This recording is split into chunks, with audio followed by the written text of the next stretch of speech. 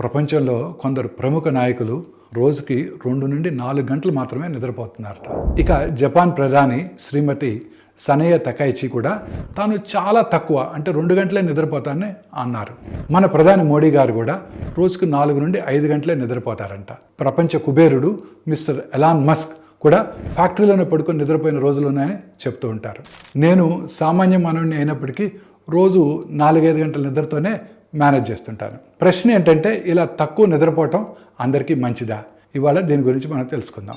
ఈ నేతలు అత్యధిక ఒత్తిడి, కఠినమైన స్కెడ్యూల్స్, ఎన్నో సంవత్సరాల అలవాటు ఉన్న కారణంగా ఇలా పనిచేస్తూ ఉంటారు. కానీ వైద్యపరంగా చూస్తే సాధారణ మనుషులు ఇంత తక్కువ నిద్రతో ఎక్కువ కాలం ఆరోగ్యంగా ఉండలేరు. తక్కువ నిద్ర వల్ల గుండె సమస్యలు, షుగర్ వ్యాధి, డిప్రెషను, చిరాకు, కోపము, జ్ఞాపక శక్తి సమస్యలు, రోగనిరోధక శక్తి తగ్గడం వంటి ప్రమాదాలు ఎదురవుతుంటాయి. కానీ ఈ నాయకులకు రోజు మధ్యలో చిన్న